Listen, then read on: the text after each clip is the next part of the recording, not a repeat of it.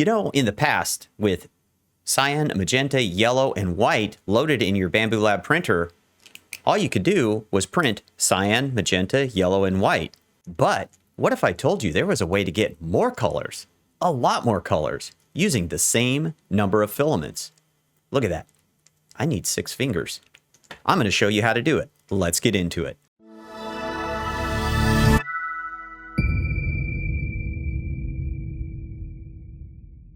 Hey folks, welcome back to the channel. This is some pretty exciting stuff. So, CMYK, but expanded spectrum. You might say full spectrum. Well, full spectrum is now available in Bambu Studio. Let's go over to the computer and I'm going to show you exactly how this works. But first, let's take a moment to hear from my sponsor, PCBWay. Whether you're spinning up a custom PCB, printing a prototype in 3D, machining a precision part, or bending sheet metal into something awesome, PCBWay has you covered. PCBWay is a one-stop shop for all of your fabrication needs. Professional PCB manufacturing with insanely fast turnaround, SLA, FDM, and SLS 3D printing, full CNC machining, and sheet metal fab, all under one roof. The quality is legit, the pricing is competitive, and the process is dead simple. And if you've never used them before, good news. Sign up as a new customer and you'll get a $5 coupon just for joining. The link is in the description. PCBWay, PCB prototype the easy way. All right, let's talk about this color mixing feature that Bambu Lab just recently announced. So it started off right about the time that they released the X2D, and in the Bambu Studio 2.5.3 update, we got this color mixing experimental feature. And what that allows you to do is to mix 2 or 3 filament colors. They need to be the same type, so PLA, PETG, what have you. But they have actually updated it even since 2.5.3 to 2.60. They have updated the color mixing feature. Initially, they were using this RGB mixing approach, not quite the same as what full spectrum was doing, but now they have basically switched over to using the full spectrum color prediction code. And here I have a little vase model. There are some caveats to this. It does work best on near vertical surfaces. Obviously, the more complex it is, it's going to be harder for it to kind of stack these layers. So I'm going to try this out on this desk pencil holder. I have printed this in the past in a color changing filament. And if we look at the device, I'm going to be using my Bambu Lab H2D. And I went over and I installed my CMYK PLA filaments. And so I've got the cyan in the AMS, and then I've got the magenta, the yellow, and the white in the AMS2 Pro. Now, if I come over here, you can see those are represented here in my project filaments, but we now have this add filament option. So I'm going to go ahead and click on that, and you can choose any of the filaments that you have loaded. Again, they do need to be the same type. Based on the filaments that you have loaded and what you have selected here, it's going to give you some mixing recommendations. So if I want a green, it'll choose the cyan and yellow, and it'll come up with a green. If I want a light blue, it'll use the cyan and the white, so on and on. I can also add a third material in there. And so let's say I add this yellow. Well, now I have this range of colors that I can pick from the triangle, or I've got some recommendations. So if I want this kind of light pink or salmon color down here, it will go ahead and process that for me. I'm going to delete one of these, and I'm going to choose the cyan, and I'm going to choose the magenta, and I want to make this thing kind of purple. But one more thing that we can do is add this gradient effect. And so it will slowly shift from kind of the blue or the cyan to the magenta. And that is now going to add a new color. So when I click on OK, I now have a mixed filament down here. And if I come over here to my objects, and instead of using just the white for this one, I can now select 7, which is my gradient. And now I have this kind of purple gradient here. And it doesn't look like a gradient yet until I hit slice. Before we do that, I'm going to come back. There is one thing. In the release notes for 2.5.3, if you look at that, it says that you should have a base layer height of 0.12 and then a layer height of 0.2. So we're going to go ahead and try that. I haven't done this yet, so we're going to learn together. I'm going to slice the plate here, and this is going to take a good amount of time to print this. I've already sliced it just to see what it looks like. And now you can see we kind of start out here with the cyan, and then we go up to the magenta. So I have this nice little gradient pattern. This looks like it's going to take about 13 hours to print, and it will use right about 205 grams of filament. You can see the breakdowns here. So we'll go ahead and send that over to the printer.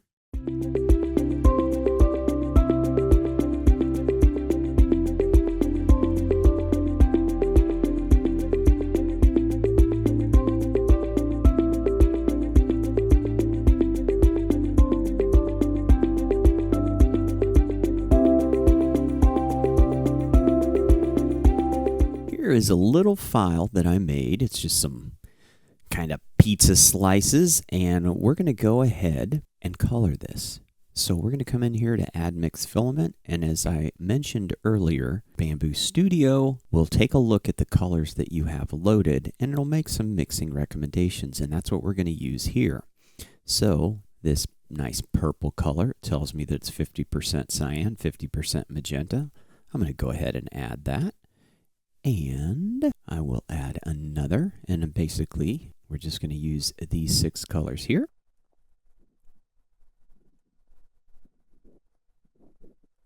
And now I have those new 6 colors, so we'll come down here. I can color each one of these individually.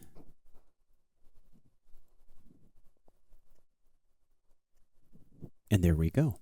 I now have 6 colors created from 4 colors: cyan, yellow, magenta, and white, none of which were the original colors. Now I'm going to go ahead and print this, but I'm not going to print this like this configuration. I'm going to do these individually just to save waste. Now all of those examples were just using 2 additional color combinations, but we can go beyond that. However, it comes at a cost.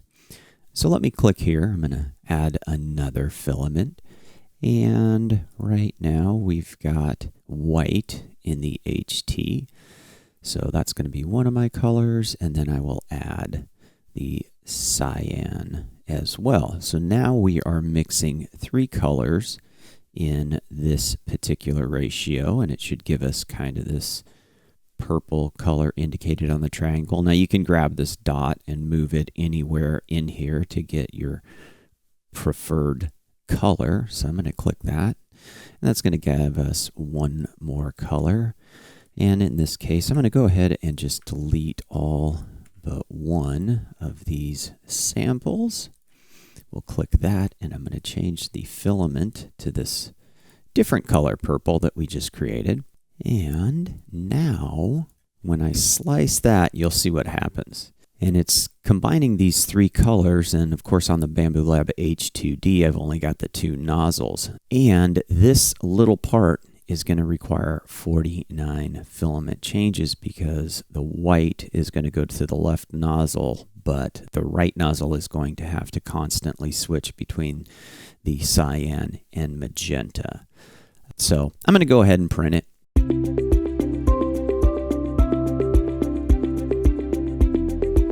Now, I can hear you already.